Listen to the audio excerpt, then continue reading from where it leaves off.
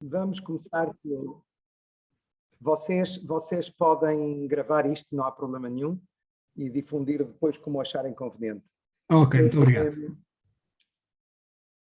Nos últimos 11 anos, eu realmente estive muitas vezes em quase todos os países da região, desde Marrocos até ao Iraque. E vi uma realidade totalmente diferente à realidade prévia a 2011. Alguma coisa aconteceu em 2011, foi como um golpe elétrico praticamente. Eu gosto de chamar-lhe uma tempestade de areia. Eu não sei se vocês estiveram alguma vez numa tempestade de areia, mas eu uma vez estava no Cairo há uma semana a filmar e queria voltar para Tel Aviv e disseram-me não se pode porque há tempestade de areia, os aviões não podem voar, então peguei num táxi e cruzei o deserto do Sinaí, 17 horas em táxi, no meio de uma tempestade de areia. E foi uma experiência inesquecível, não exatamente no bom sentido.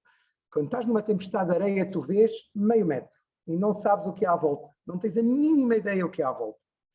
Eu ia no táxi assim com o taxista para ver se havia algum obstáculo de repente, alguma coisa perigosa. E eu digo isso é um pouco uma metáfora da situação no Médio Oriente. Ou seja, nós ainda estamos no 4º capítulo de um livro que deve ter 20 ou 30, e ainda estão a acontecer coisas, mas começo a ver que esse pó, essa areia, começa-se a depositar e podemos já analisar um pouco o que é que aconteceu aqui. E o que acontece aqui nos últimos anos é a guerra, provavelmente é a situação mais crítica e mais dramática desde a criação do Islão do profeta Maomé no século VII. É a maior crise, sem dúvida. E dizem sobre Las Vegas que o que acontece em Las Vegas fica em Las Vegas. Eu digo que no Médio Oriente nada do que acontece aqui fica aqui. É exportado para o resto do mundo. Chamaram-lhe a primavera ou as primaveras árabes. É um nome terrível, porque não reflete absolutamente nada do que aconteceu. De primavera, muito pouco. Mas eu gosto mais de chamar de revoluções no mundo árabe. E a pergunta é quem começou isso no ano 2011, porque é preciso entender esse ponto de partida para entender o que está a acontecer neste momento e o que pode vir a acontecer depois. Quem começou essas revoluções? Então, eu o que fiz foi ir diretamente para o Cairo, quando começaram as revoluções em 2011, à Praça Tahrir. Fiquei em estado de choque quando vi milhões de pessoas a marchar nas ruas. Milhões. Eu lembro-me de uma manifestação uns anos depois, que eu fui para o teto de um hotel e, segundo os satélites norte-americanos, havia 34 milhões de pessoas a marchar nas ruas do Cairo. Agora imaginem vocês o que isso é. É 3,4%, perdão, 3,4 mais vezes do que a população inteira de Portugal.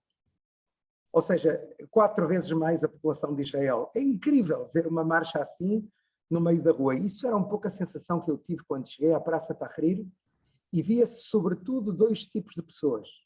Jovens como vocês, homens e mulheres, muitos estudantes, com o mesmo aspecto que vocês ou de qualquer estudante daqui desta zona onde eu vivo, em Israel, com jeans e t-shirts e falavam inglês perfeito. E eles estavam ali porque o que lhes acontecia a esses estudantes, a maioria deles estudantes universitários, é que o governo cometeu o erro, entre aspas, de lhes pagar os estudos. Então eles foram à universidade, mas terminaram a universidade e o que é que vocês acham que lhes aconteceu? A maioria deles não tem trabalho. É uma geração do deserto, no sentido literal da palavra. Ou seja, é gente que vai chegar à minha idade e que alguns deles não vão trabalhar um só dia nas suas vidas. É dramático. Então, a frustração é enorme. Hoje em dia, o mundo árabe tem 370 milhões de pessoas, deve haver pelo menos 70 milhões de desempregados. Jovens, a maioria deles. Então, essa frustração, eles atiraram-se para a rua para exprimir, de alguma forma, perante as câmaras, perante a opinião pública.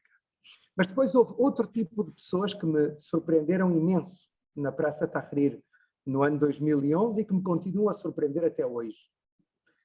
Eu acho que esta é a era, sobretudo no Médio Oriente, eu acho que no mundo inteiro, mas no Médio Oriente é muito notável, e aqui em Israel também, é a era da mulher. É a era de chercher la femme.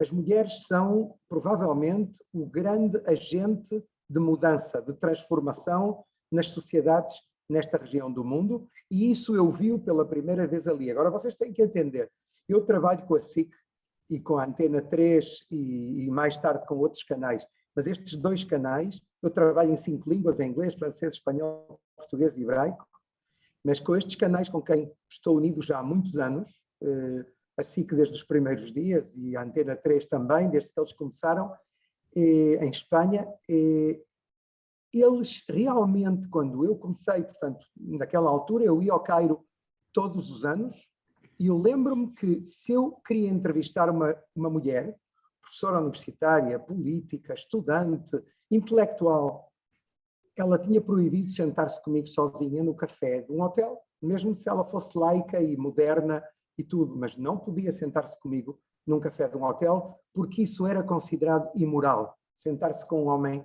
estrangeiro. Enquanto que, para isso, ela tinha que trazer um chaperon, alguém que a acompanhasse, alguém da família, para poder dar-me uma entrevista. Ou seja, era tudo muito mais complicado. E, de repente, na Praça Tahrir, eu vejo milhões de mulheres a desfilar nas ruas, de 16 a 60 anos, não voltavam para casa para dormir, dias e dias e dias. Era uma sensação de liberdade, e quando falavas com elas, algumas estavam casadas, e elas diziam, é a primeira vez que deixamos a nossa casa, e que os nossos maridos aprendam um pouco o que é ocupar-se das crianças e lavar os pratos, e esse tipo de coisas. Eu lembro do meu choque de ver milhões de mulheres no Cairo, sozinhas, na rua. Era realmente impressionante ver isso. Ou seja, jovens e mulheres foram os grandes protagonistas destas revoluções. Mas porquê em 2011?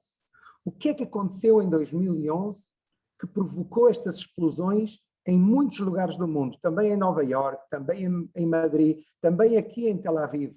Houve centenas de milhares de jovens que saíram para as ruas e que protestaram. Eu acho que há um fator que é novo nas nossas vidas, muito novo ainda. Os mais veteranos de nós que estamos nas redes sociais, estamos só há uma década.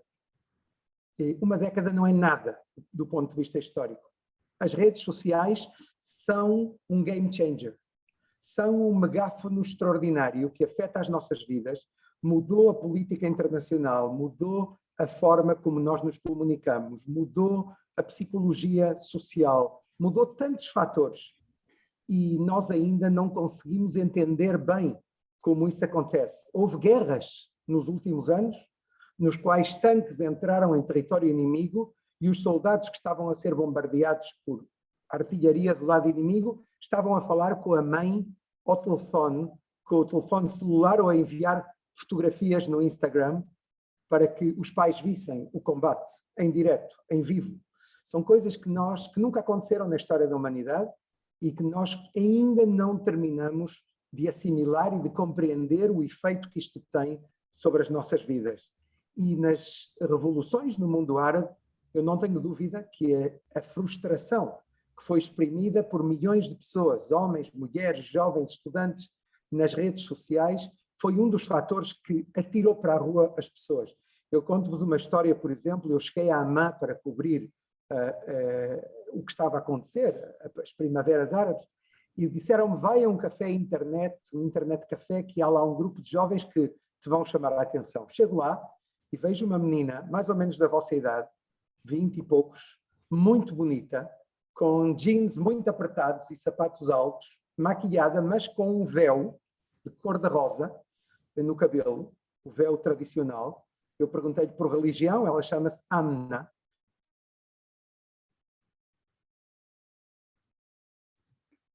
Há uma forma de me apresentar ao mundo, de dizer em que lado é que eu estou. E eu vejo que a Amna interrompe a entrevista comigo e corre para os computadores, e ela tinha um grupo de 8 estudantes com ela, e eles começam, de repente, a escrever muito rápido, e eu vou ver o que é que eles estão a fazer.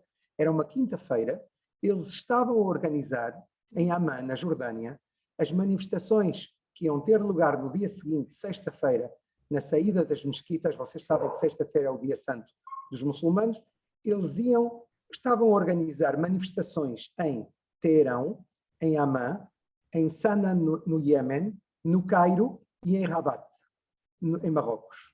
E então o que eles estavam a fazer eles estavam a dizer a todos a que horas e em que mesquita ia haver a manifestação, quem coordenava a manifestação, quais seriam os slogans que iam ser gritados nas manifestações, que oposição se previa por parte da polícia, etc. Ou seja, era uma espécie de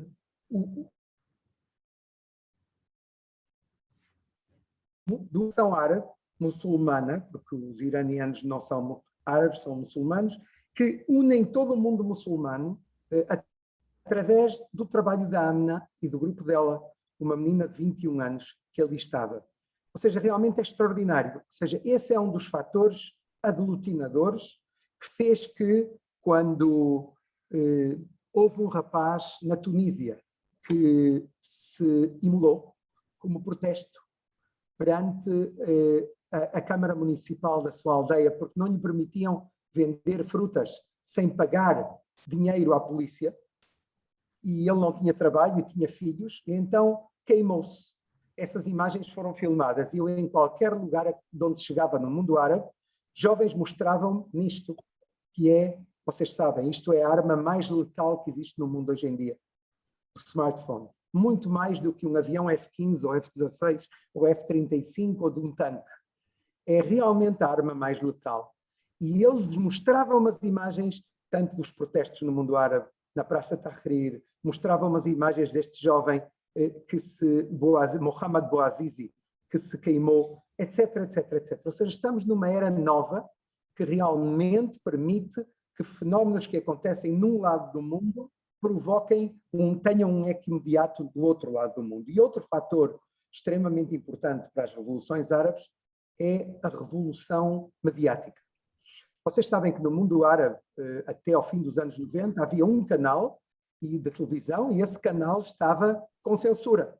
Quando tu vais o mundo árabe, todos os países são, os palestinianos não eram, mas hoje em dia já são ditaduras, governos autocráticos. Então tu no Cairo, por exemplo, vês tanques na porta da televisão e vês oficiais do exército que estão a revisar o que se vai dizer no telejornal às 20 horas. Tudo isso fez que, quando apareceram canais como o canal Al Jazeera, que é um dos canais maiores do mundo, no Catar, quando apareceram estes canais que saltam a muralha da censura, que via satélite ou via cabo conseguem transmitir as suas mensagens, Al Jazeera, centenas de milhões de pessoas veem Al Jazeera em várias línguas, incluída em inglês, é um canal com um país de 300 mil pessoas. Qual é a população de Coimbra? Não deve andar muito longe disso. Ou seja, imaginem... Até... Sim, Carlos? Não, até menos, obviamente. Pois. Então, o Qatar é isso, 300 mil pessoas, e vão ter um Mundial no ano que vem, no ano de 2022, e tem um canal de televisão que é com uma influência extraordinária. De repente, o jovem egípcio, tunisino, marroquino, saudita, vê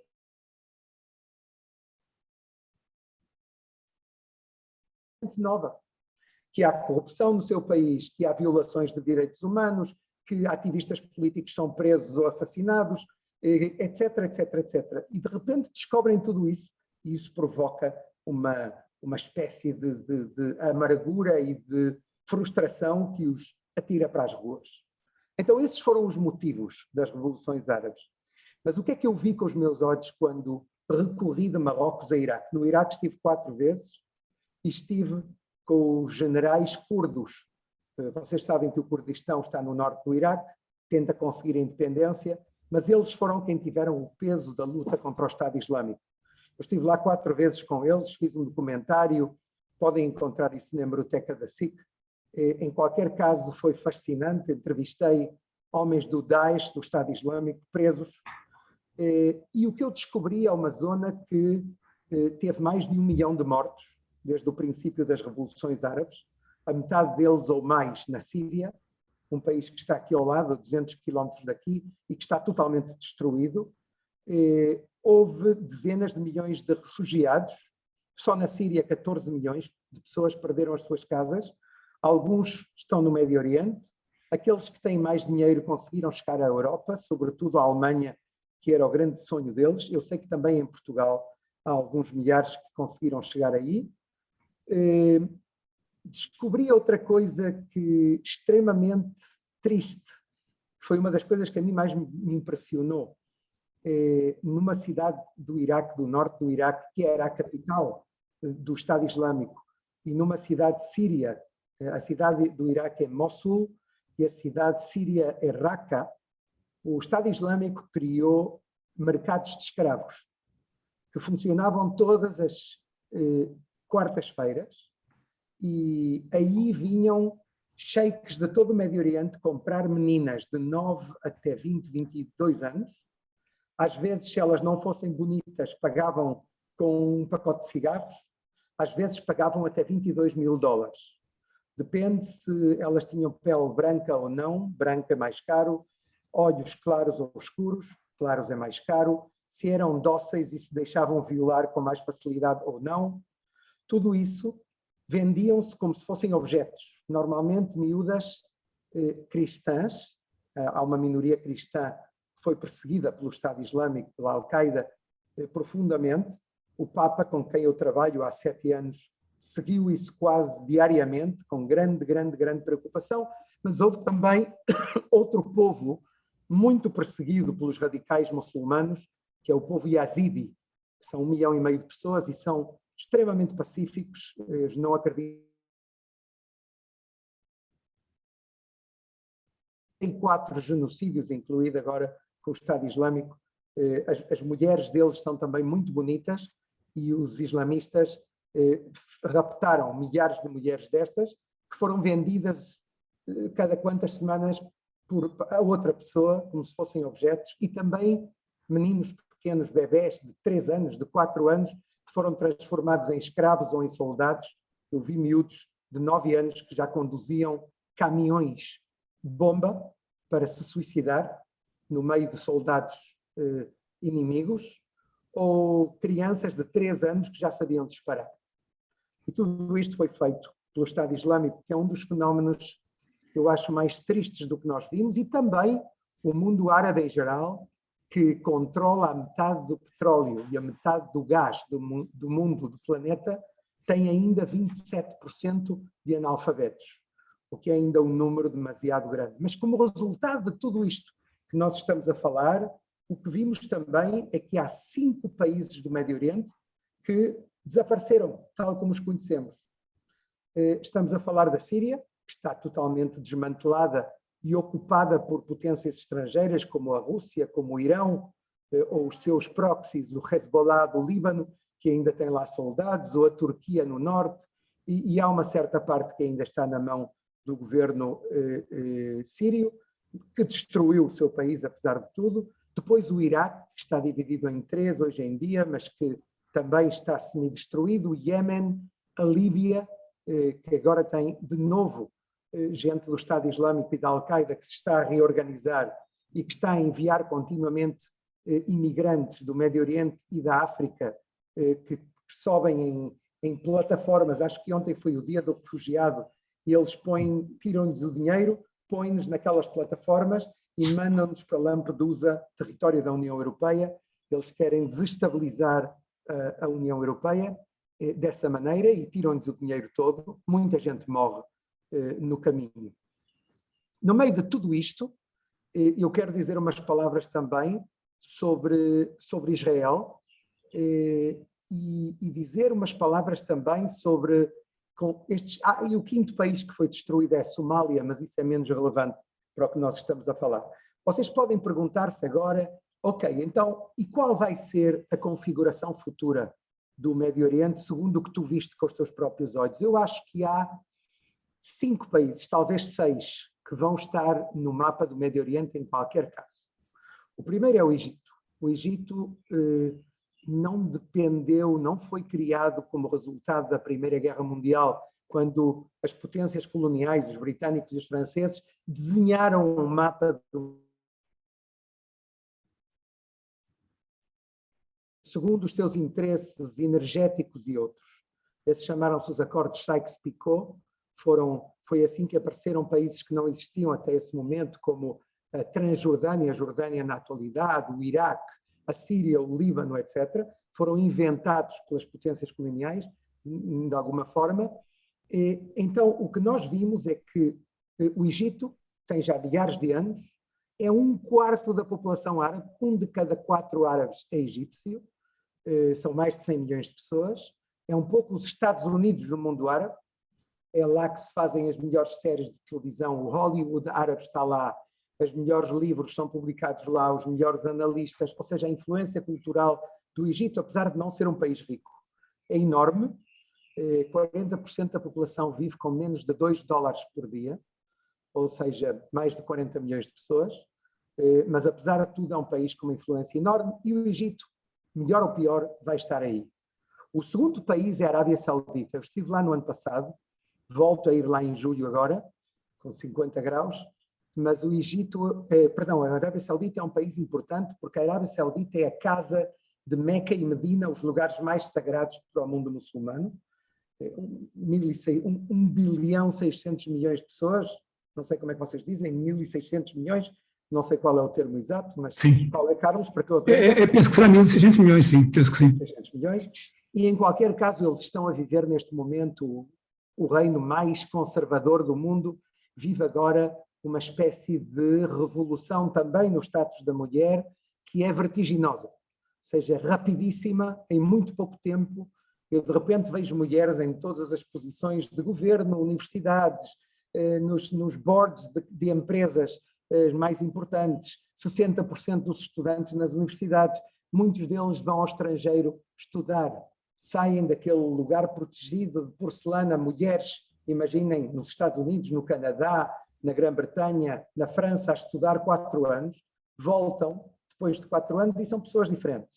E estão, obviamente, a mudar o país. É verdade que old habits die hard, então, às vezes, há coisas que acontecem ainda que fazem lembrar o mundo passado na Arábia Saudita, como aconteceu no assassínio de um jornalista saudita, Khashoggi, em Istambul, que era da oposição dos irmãos muçulmanos. Eu conheci-o bem, e como eu sou judeu, ele não conseguia olhar-me nos olhos, era tal o grau de ódio dele, que ele, para olhar para mim, era assim, falava comigo assim, mas não podia evitar fazer-me perguntas, porque ele tinha uma curiosidade brutal, era um jornalista, até um bom jornalista, mas era também um fanático, um radical dos irmãos muçulmanos, não era...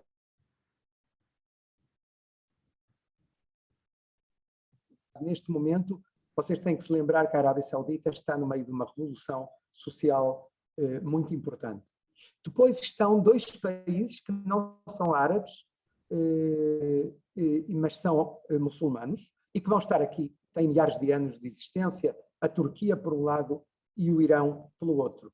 Houve um grande estudioso do Médio Oriente, que se chama Bernard Lewis, que quem quiser profundizar, eu recomendo ler as suas obras, morreu recentemente com 103 anos, de Princeton, dos Estados Unidos, que me disse que, na opinião dele, dentro de 10 anos, a Turquia será o Irão e o Irão será a Turquia. O que é que ele quer dizer? Ele quer dizer que o Irão pode vir a ter uma liberalização futura, apesar de que não vimos isso nas eleições de anteontem, mas no futuro talvez sim, porque tem uma classe média muito grande e tem, cherchez la femme, milhões de mulheres que não estão satisfeitas e que estão a começar a mexer na sociedade por dentro, e ao mesmo tempo na Turquia está a acontecer uma coisa oposta, estão-se a islamizar através do presidente Erdogan e estão a tentar que o país seja o mais parecido possível com o que é o Irão nas últimas décadas, desde 1979.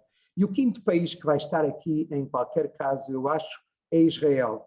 Israel é um país que aqui dizem que quem não acredita em milagres não é realista, porque é realmente um país que parece impossível que tenha começado. Eu lembro-me quando eu cá cheguei, era um miúdo, vim cá visitar, vim do Porto, de onde eu nasci, vim cá visitar quando tinha 16 anos, e Israel pareceu-me nessa altura a Albânia, ou seja, parecia um país comunista.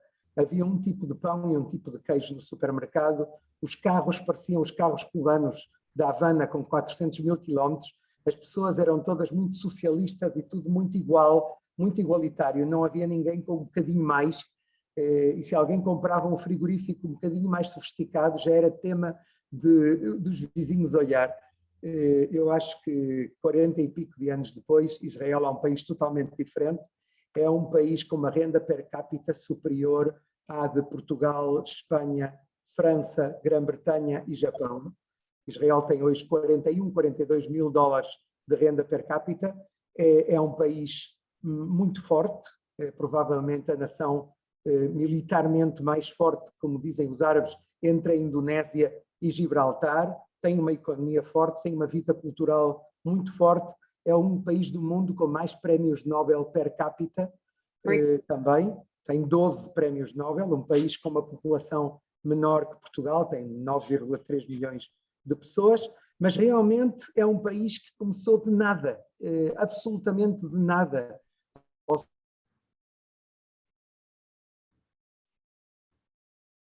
Por exemplo, o renascimento da língua hebraica, que é uma coisa que eu disse ao Papa uma vez, ele perguntou-me sobre isso, eu disse que o hebraico era uma língua litúrgica durante 2000 anos, usava-se na sinagoga para rezar. Imagine que o Senhor decide que o latim começa-se a falar em todos os países de fala de base latina. Imagine que amanhã na televisão, no telejornal, nas redes sociais, nos jornais, na rádio, tudo se fala em latim. Os miúdos de 3, 4 anos falam em latim. Isso é o que aconteceu em Israel com a Revolução do Hebraico. A outra revolução foi conseguir meter dentro do país 3 milhões e meio de pessoas, durante 70 anos, imigrantes, que chegaram de todo o mundo, num país que tinha, quando eu cheguei, 3 milhões e meio de habitantes, hoje em dia tem 9,3. A terceira coisa sem dúvida, é o tema do high-tech, da alta tecnologia. Israel transformou-se no centro mundial da alta tecnologia, é um país que tem mais empresas de alta tecnologia na Nasdaq, na Bolsa Norte-Americana, que todos os países da União Europeia juntos, os 27 países. Segundo fontes estrangeiras, Israel é uma potência nuclear, uma das 9 potências nucleares, e é um dos 7 países que tem também satélites no espaço, satélites de comunicação, tem 8 satélites hoje em dia, satélites de espionagem, etc. E do ponto de vista científico, eu acho que o coronavírus demonstrou o nível científico que há neste país. Israel foi o primeiro país que conseguiu dar passos importantes para sair do coronavírus. Vamos ver se foram definitivos ou não. Precisamos de um pouco de tempo com isto da variante da Índia. Em qualquer caso, há também problemas extremamente grandes a resolver. Israel não tem fronteiras reconhecidas, tem um conflito com os palestinianos que não se conseguiu resolver em 73 anos. Chegou o momento de o fazer, por muitos motivos, porque isso é necessário para todos, para os palestinianos e para Israel, e eu penso que na próxima década Israel vai se ver obrigado a dar passos nesse tema também, porque tem um problema demográfico. Israel necessita marcar as suas fronteiras com uma maioria judaica clara, e para isso é preciso que se permita a criação de um Estado palestiniano com a condição, uma só condição, que viva em paz, ou seja, que não faça o que o Hamas fez nos últimos 21 anos, que é atacar Israel com mísseis. Se os palestinianos conseguirem organizar o seu Estado e conseguirem realmente proporcionar paz à região, eu acredito que temos possibilidades na próxima geração de fazer justiça e de conseguir um Estado palestiniano ao lado de Israel. E à parte disso, Israel tem problemas internos.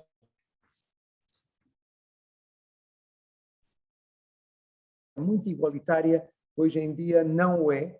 Hoje em dia há em Israel uma brecha económica importante entre aqueles que entraram no mundo do high-tech e voaram e aqueles que ficaram atrás e que podem chegar a perder o comboio. 20% da população israelita, apesar de Israel ser um país rico hoje em dia, 20% vive por debaixo da linha da pobreza, e isso é um problema sério que Israel vai ter que resolver. Ao mesmo tempo, eu diria que há uma mudança de paradigma no Médio Oriente. Nós vemos um fator extremamente importante no último verão, Eu estou metido nisto há 10 anos, são os Acordos de Abraão. Eu acho que nós não explicamos suficientemente nos mídia, nos meios de comunicação internacionais, a importância estratégica dos acordos de paz assinados entre Israel e 4 países árabes, os Emirados Árabes Unidos, um país de grande influência no mundo árabe e no Golfo Pérsico, eles gostam que se chamemos Golfo Árabe. O segundo país é o Bahrein, que é uma espécie de país entrada à Arábia Saudita, que é o grande país do Golfo, e depois também Marrocos, um país com grande influência em Israel, porque há 1 milhão de judeus de origem de Marrocos que têm um vínculo emocional familiar importante com Marrocos, e o quarto país é o Sudão, que neste caso tem menos importância. Estes acordos de paz com Israel são extremamente importantes. Eu presido no último ano uma Câmara de Comércio entre Israel e os países do Golfo, e faço porque não devido ao comércio, senão porque eu acredito que não é suficiente as relações militares que Israel já tem com estes países há anos.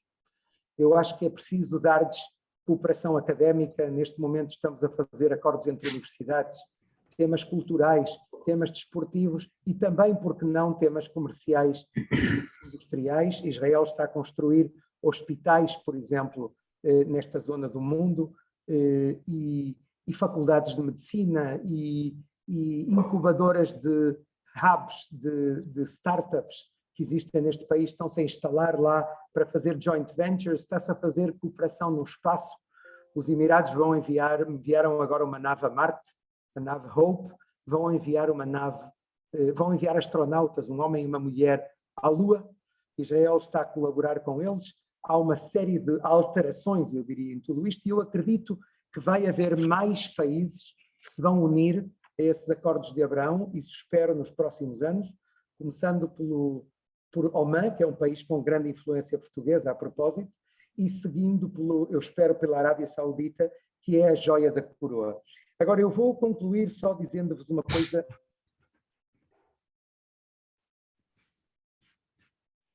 De tudo isto. Eu encontrei-me há uns anos, pela primeira vez, com um príncipe saudita que se chama Turki El Faisal, que foi o líder, o chefe dos serviços secretos sauditas durante 20 anos. Foi uma iniciativa dele, foi ele que me pediu para me reunir com ele, e que eu fosse a Nova Iorque para o ver num hotel saudita, e eu pensei que ele queria dar uma entrevista pela primeira vez. Deu-me, mas não nesse momento. E quando eu chego ao lobby do hotel, todo bem vestidinho, com gravata e fato, vejo um senhor vestido com uma camisola cor-de-rosa, informal, no meio do lobby do hotel, e ele diz-me, Sr. Zimmerman. Eu digo, sim, sim, e diz-me ele, eu sou o príncipe Turki El Faisal, e ele diz-me, e eu convidei-o aqui porque eu quero tomar um café consigo. Eu digo, e entrevista quê? Diz, não, ainda não tive a licença do rei, o rei Abdalá naquela altura, o rei anterior, para dar-lhe uma entrevista. Mas eu quero conversar consigo, bem? Vim um bocadinho de longe para conversar consigo, mas está bem? E vamos ao café do hotel. Repito, é um hotel saudita, e vocês lembram-se, talvez não se lembrem, da série Sopranos, sobre a máfia nos Estados Unidos. Ele chega ao café e faz assim. Toda a gente se vai embora e ficamos os dois sozinhos. E aí bebemos um café e 1h30 de conversa, que foi das mais fascinantes da minha vida. Eu compreendi aí que estamos a viver uma revolução no Médio Oriente e que acredito que no mundo, sobretudo na Europa, não se termina de entender as mudanças, as transformações geopolíticas, as revoluções no mundo árabe. O que aconteceu na Síria nos últimos anos e no Iraque, o Estado Islâmico, tudo isso, se nós combinamos todas essas mudanças, todas essas tragédias que aconteceram, fizeram entender muitas coisas no mundo árabe, que provavelmente Israel não é o inimigo principal. Então, ele fez-me muitas perguntas, isso é motivo de outra conferência, mas aí disse-me, agora pergunte-me o senhor o que quiser. E eu vinha com uma pergunta de casa. E a minha pergunta foi a seguinte. Majestade, explique-me uma coisa. Já o ligo, está bem? Por que é que no século XX o único objetivo comum Está bem. que havia para muitos no mundo árabe era eliminar Israel do mapa, acabar com Israel. E porquê é que em 2002 a Liga Árabe adota pela primeira vez, vocês não sei se lembram, em 2002 houve aqui uma intifada palestiniana na qual foram lançados sobre Israel 200 homens, mulheres e adolescentes bomba, suicidas. Eu lembro-me que eu tinha medo de enviar os meus filhos à escola de autocarro, porque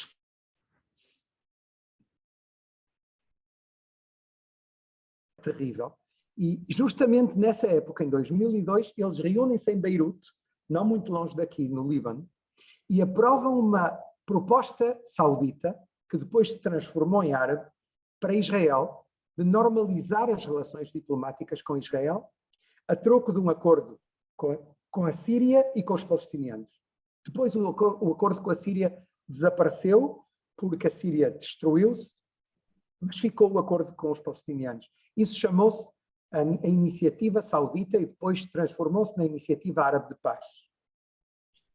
Perguntei-lhe o que é que aconteceu que vos fez mudar e de repente, justamente quando aqui se explodem discotecas, centros comerciais e autocarros, vocês decidem propor a Israel a paz.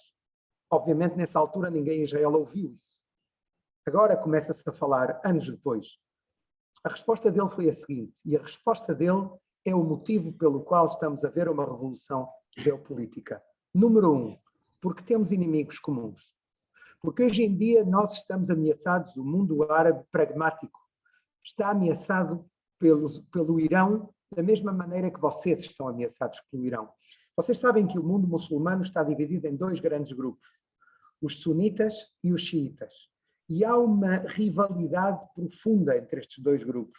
Os sunitas são 85%, 86% do mundo muçulmano e o resto, 14%, são os xiitas liderados pelo Irão. O Irão tenta conseguir a hegemonia do mundo muçulmano há já muitos anos, desde o princípio do Islão, há 1300 anos.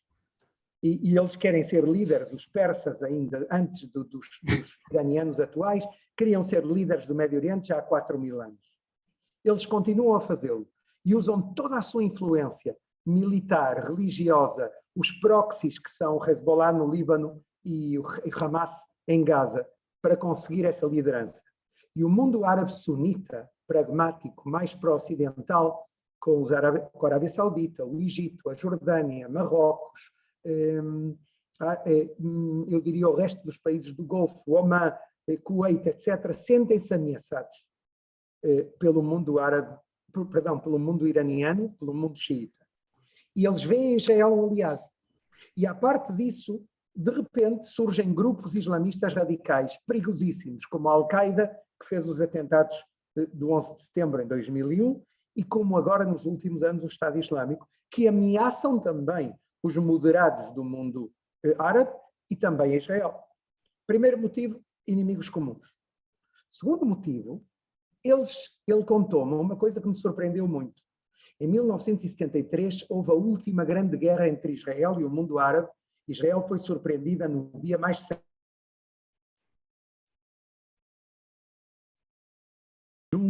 no qual muitos judeus em Israel e no mundo estão nas sinagogas e não comem, etc. E durante esse dia eles atacaram, em 1973, outubro de 1973, Israel foi apanhada de joelhos, como me disse o príncipe El Faisal, mas 5 semanas depois conseguiu ganhar a guerra. Então ele disse-me, já nessa altura nós chegamos à conclusão que não existe opção militar contra Israel. E agora Israel é muito mais forte do que era em 1973. Terceiro motivo, a Startup Nation. Israel desenvolveu tecnologias e desenvolveu ciência e nós queremos gozar dessa ciência. Queremos fazer joint ventures, colaborar com Israel e beneficiar-nos desses avanços tecnológicos. Ele disse uma frase muito forte, disse-me, imaginem o que nós podemos fazer com as nossas finanças e com a vossa cabeça. E o quarto tema, para mim, é o mais importante de todos e é provavelmente o mais próximo para vocês. Quando eu vou à Arábia Saudita, aos Emirados, ao Qatar, ao Kuwait, ao Oman, ao Egito, a Marrocos, à Tunísia, há uma coisa que me impressiona sempre quando estás na rua. Quase que não vês pessoas idosas na rua. 70% da população tem menos de 30 anos. É uma das populações mais jovens do mundo. E quando falas com esses jovens, há sempre os radicais, obviamente. Aqueles que querem incendiar o Médio Oriente todo. Esses estão no Médio Oriente, mas são uma minoria. A maioria dos jovens olham para as guerras do século XX como se fossem as guerras dos romanos. E eles querem olhar para a frente e eles querem uma realidade diferente. E eu tenho esperança que isso seja o grande game changer do Médio Oriente nos próximos anos, sem esquecer sempre os países que ainda estão aí, querem fazer tudo para incendiar o Médio Oriente e para apagar a luz no fim do túnel. Eu acho que é um combate contínuo que nós, os radicais devem ser isolados em todo o mundo, no mundo islâmico, no mundo judeu e no mundo cristão. Eles são minoritários e o resto devem unir-se contra eles. Isso é a minha esperança para a próxima geração. Provavelmente são vocês, a vossa geração, que se vai ter que ocupar de tudo isto, mas não há dúvida que quando em Jerusalém alguém se constipa, imediatamente há gente que espirra nos 4 cantos do mundo. Perguntas, por favor.